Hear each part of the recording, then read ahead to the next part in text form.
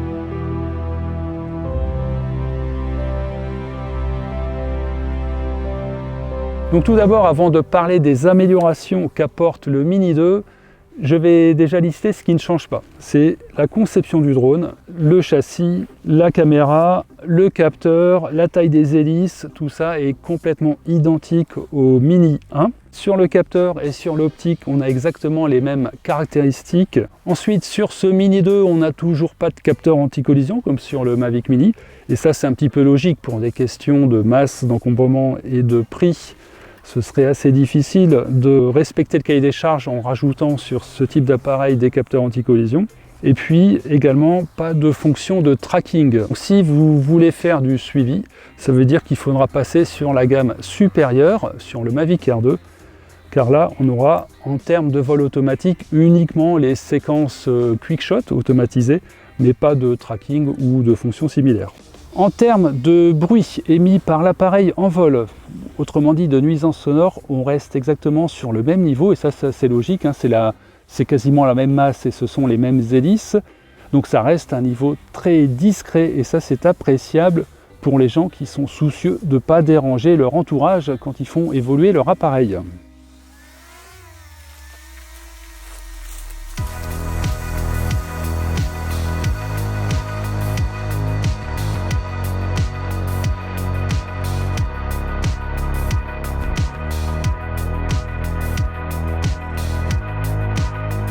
Maintenant, je vais lister les améliorations qu'apporte le Mini 2 un petit peu en vrac. Alors tout d'abord, c'est le protocole OcuSync 2 qui permet d'avoir une liaison entre le drone et l'émetteur bien plus robuste, d'être moins exposé aux perturbations externes et ça garantit d'avoir un retour vidéo assez fiable, quelles que soient les conditions.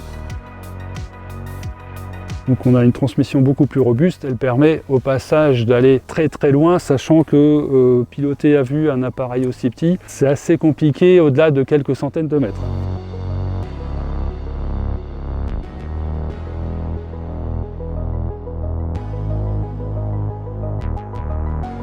Donc ce qu'on pourrait regretter, c'est qu'on n'a plus l'extrême compacité et la légèreté du premier contrôleur. C'est sûr que là, ça prend un peu moins de place dans le sac à dos que ce nouvel émetteur. Ceci dit, vu les gains en termes d'ergonomie, d'autonomie, et puis on a aussi la robustesse du signal qui s'améliore au passage, je pense que le jeu en valait la chandelle. Donc moi, j'accepte tout à fait d'avoir 130 grammes de plus à transporter avec un petit peu plus de volume, compte tenu des gains apportés par ce nouveau contrôleur par rapport à l'ancien.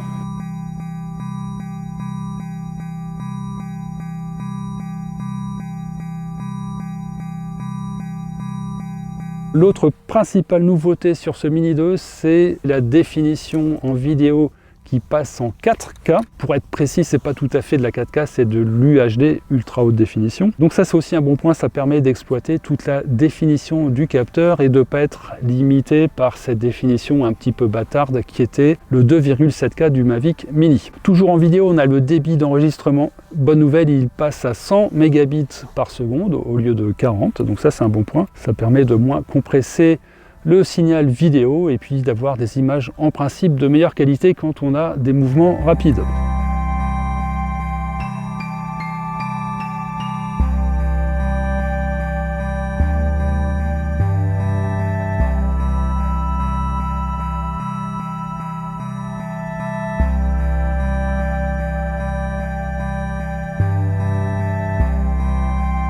J'ai pas encore parlé de la fonction zoom qui est maintenant disponible sur le Mini 2. Il permet de reproduire l'effet d'une augmentation de focale, ce qui augmente de manière très appréciable l'effet de parallaxe sur un mouvement de caméra en orbite, par exemple. Donc ce zoom, il est digital, c'est un zoom numérique. En fait, on va utiliser qu'une portion du capteur pour arriver à simuler cette augmentation de focale, ce qui fait qu'il sera exploitable uniquement sur des définitions d'image inférieures, puisqu'en 4K, on va dégrader assez fortement la qualité de l'image.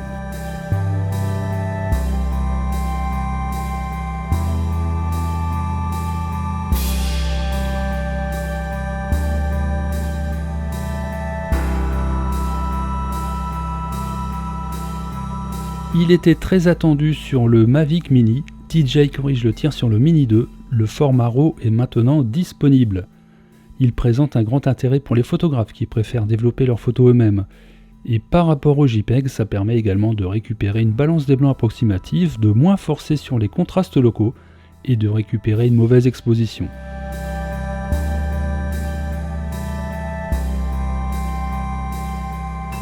Un autre ajout intéressant est la captation de panorama automatique. Malheureusement, les photos sont en basse définition et le rendu n'est généré qu'en très basse qualité sur DJI Fly. L'export sur Facebook n'est pas encore reconnu comme un 360 degrés à la date de cette vidéo.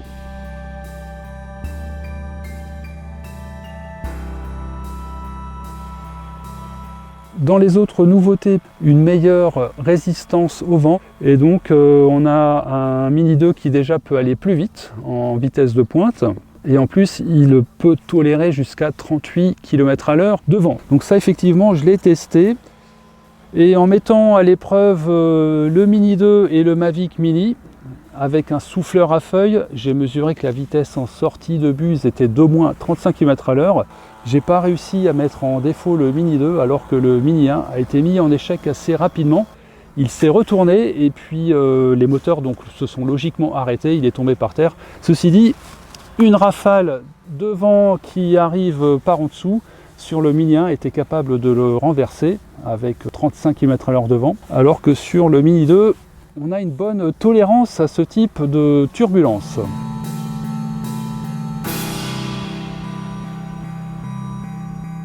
Autre nouveauté que je trouve très intéressante, qui passera peut-être plus inaperçue, mais moi j'aime bien, c'est l'ensemble de la connectique, où enfin on abandonne le micro USB, cette prise qui est un petit peu fragile et puis qui n'est pas réversible. Sur le Mini 2, on est complètement en USB-C ici et sur la radiocommande. Donc ça c'est aussi un bon point, je trouve, d'abandonner l'archaïque micro USB. Enfin, au sujet de la batterie du Mini 2, on est passé sur de la batterie LiPo, lithium polymère, ce qui permet de grappiller une dizaine de grammes au passage. Alors c'est assez précieux vu la masse du drone. Alors c'est pas exactement la même tension, c'est pas exactement la même capacité en milliampères, mais à la fin, en watts-heure, en énergie embarquée, on a la même valeur sur les deux drones à peu de choses près. Pour la batterie, on pourra récupérer celle du Mavic Mini et les mettre dans le Mini 2. Ça rentre et ça vole, j'ai fait le test, ça marche très bien. En revanche, on ne pourra pas mettre celle du Mini 2 dans le Mavic Mini puisque là, le format ne le permet pas.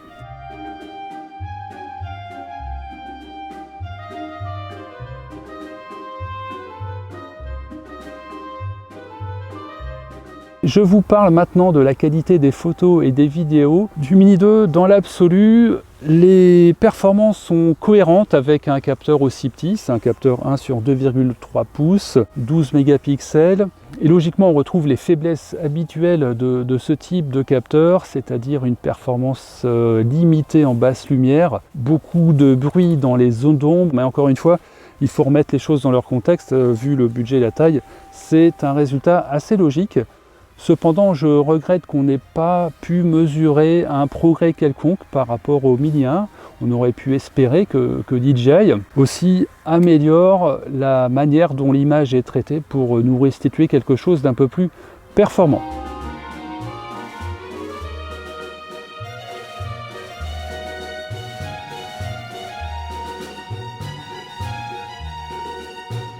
En termes de netteté et de restitution des détails, il y a stricte égalité entre le Mini 2 et le Mavic Mini, aussi bien en photo qu'en vidéo Full HD et 2,7K, sachant que le Mini 2 offre en plus l'ultra haute définition. Il y a 2 fois plus de pixels à traiter en UHD qu'en 2,7K, le débit d'enregistrement ayant un peu plus que doublé de 40 à 100 mégabits par seconde.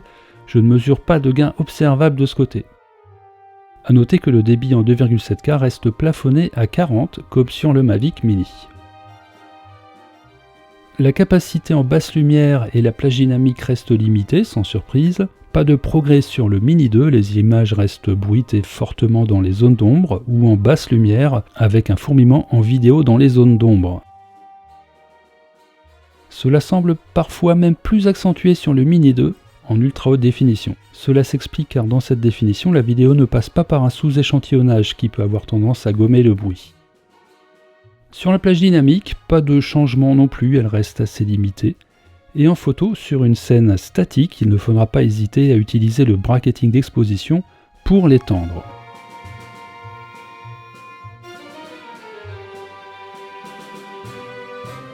Sur la colorimétrie, pas de changement non plus, on aurait aimé un peu plus de fidélité dans la restitution des couleurs et surtout les nuances de vert, mais il est difficile d'égaler les drones supérieurs. Dans les autres petits défauts, on peut mentionner le lance-flaire assez disgracieux et la teinte violette, qui apparaissent en lumière rasante, ainsi qu'une vilaine petite bavure jaune dans le coin haut gauche qui peut apparaître parfois en vidéo. Heureusement, elle est assez discrète.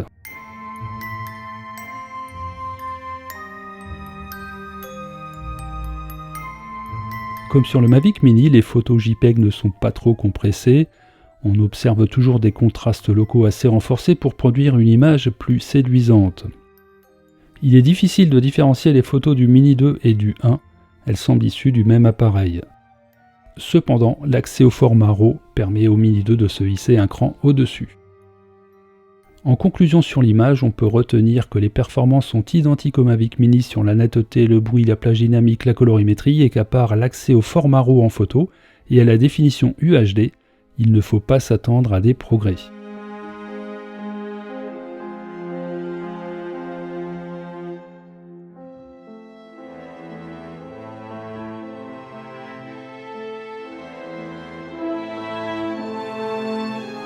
J'ai fait pas mal de comparaisons en côte à côte entre le Mini 2 et le Mavic Mini dans différentes conditions de luminosité. Et les résultats sont similaires à la définition près en vidéo. Les résultats sont similaires de manière assez troublante. On a même parfois l'impression que c'est exactement la même photo, au pixel près. Et donc ça confirme qu'au niveau du composant capteur et de la manière dont est traité le signal, il n'y a pas eu ou quasiment pas eu de progrès. Pour des gens qui avaient peut-être l'intention d'acheter un Mavic Air 2, est-ce que se rabattre sur le Mini 2 peut valoir le coup? Le Mavic Air 2 n'est pas du tout inquiété par le Mini 2 sur la qualité d'image et la vidéo. Je ne referai pas des tests en côte à côte puisqu'ils ont été faits en détail sur ma revue du Mavic Air 2 comparé au Mini 1. Et là, les résultats seraient strictement identiques. Donc le Mavic Air 2 reste un cran au-dessus en photo et en vidéo. Donc voilà, si vous vous posiez la question Mavic Air 2 ou Mini 2, restez sur votre choix initial, le Mavic Air 2, si votre budget le permet, est un meilleur choix.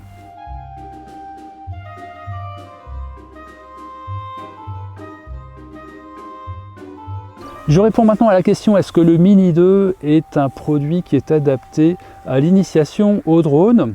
La réponse n'est pas si évidente, et puis vous aurez des avis assez justifiés qui diront attention, il n'est pas équipé de capteurs anti-collision qui amènent pas mal de confort et qui évitent la casse dans certaines situations. Sachant que ces capteurs anti-collision ne sont pas infaillibles, ils ont beaucoup de mal à détecter les branches ou les câbles ou les lignes électriques. Sachant aussi qu'il est important quand on débute d'être attentif à son pilotage, de se forcer un petit peu à progresser en matière de pilotage. C'est quand même bien de ne pas être dépendant d'assistance et de ne pas se reposer sur des fonctions d'anti-collision, et ça va justement vous pousser à développer vos compétences en pilotage. Donc je dirais justement, pour s'initier à l'activité, je pense que le fait qu'il n'y ait pas de capteur anti-collision, c'est pas plus mal, ça pousse le pilote à faire des efforts et être attentif.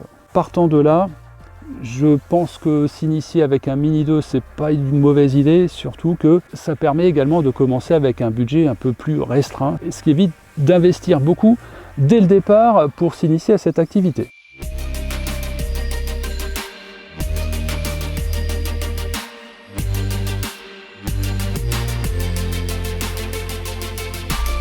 En conclusion générale sur le Mini 2, je dirais que ce nouveau produit répond au cahier des charges en apportant pas mal de nouvelles fonctionnalités qui étaient attendues. Mon seul regret, c'est qu'on ne puisse pas constater de progression sur la qualité de l'image en tant que telle. Bon, ça c'est un petit peu normal, c'est exactement le même capteur et puis les traitements qui sont faits derrière n'ont pas dû beaucoup évoluer.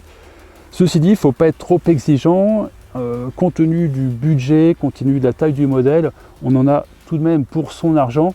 Et puis il faut aussi mesurer le progrès qui a été fait en quelques années, puisque pour avoir des performances identiques à celles du Mini 2, si je remonte quelques années en arrière, il fallait un Phantom 3 Pro qui était un appareil qui faisait 1,4 kg, qui était gros comme ça.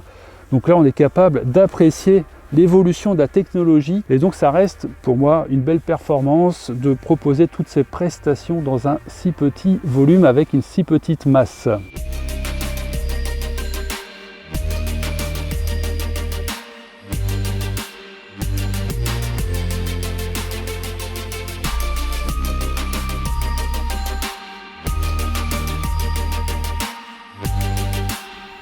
Avant de vous quitter, je vous remercie de m'avoir suivi jusque-là et je tiens à remercier aussi tout particulièrement Studio Sport qui s'est démené pour me livrer un appareil dès que possible, et je peux vous dire qu'entre les contraintes sanitaires et la météo, c'était pas du luxe d'avoir beaucoup de temps pour essayer ce nouveau produit de DJI. Merci à tous, salut et à bientôt sur la chaîne de Paladrone.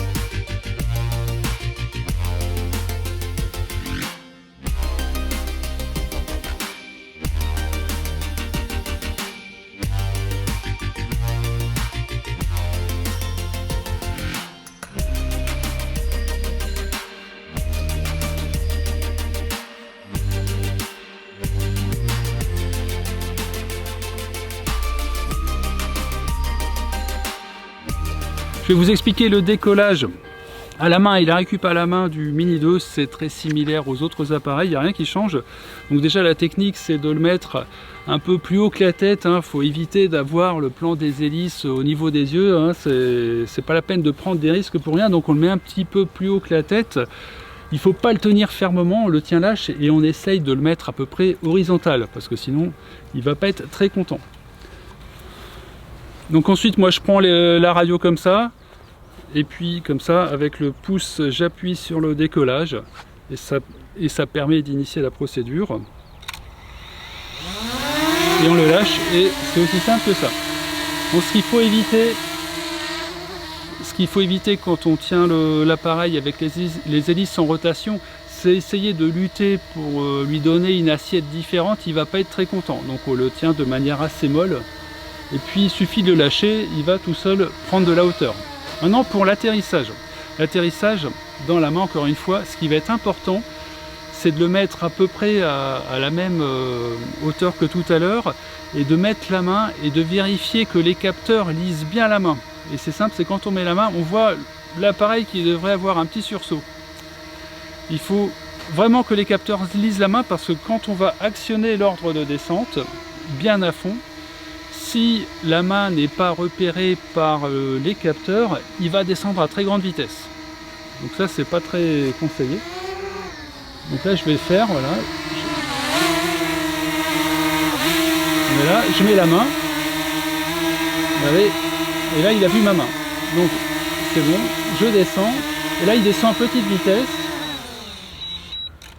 Et on garde bien le manche maintenu en bas jusqu'à l'arrêt des moteurs. Et aussi, tant que les moteurs ne sont pas arrêtés, on évite de lui faire des changements d'assiette parce qu'il ne va pas aimer, donc on le tient encore une fois assez mollement. Voilà, avec cette méthode, ça marche à tous les coups. Et c'est bien pratique parce que des fois, on n'a pas un sol ou on n'a pas une surface qui est appropriée pour décoller. Ça évite de mettre le capteur dans la poussière, ça évite de mettre les hélices dans l'herbe. Donc voilà, c'est une technique qui est assez sympa. Faites quand même attention à vos doigts au début, même si ces petites hélices sont pas méchantes, ça tourne assez vite. Et puis elles ont des bords d'attaque très fins. Donc ça, c'est sûr que une hélice comme ça, si on se la prend, ça va taillader les doigts et ça va pas faire du bien. À bientôt.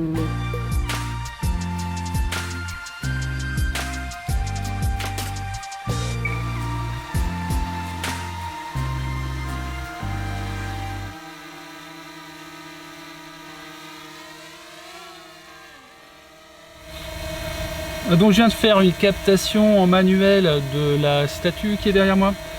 J'ai fait une centaine de photos en essayant de respecter une forme demi-sphérique autour de l'édifice. Comme ça, ça permettra d'envoyer tout ça dans Metashape ou Reality Capture, je verrai bien. Pour voir les capacités du Mini 2 en photogrammétrie, je pense qu'il n'y aura pas beaucoup de surprises puisque ce sont des qualités de photos très proche, voire quasi similaire à celle du Mavic Mini. Donc je pense qu'avec le Mini 2, la photogrammétrie, ça devrait donner des résultats identiques. Voilà, je vais poser l'appareil et puis je vais aller traiter ce jeu de photos dans l'ordinateur.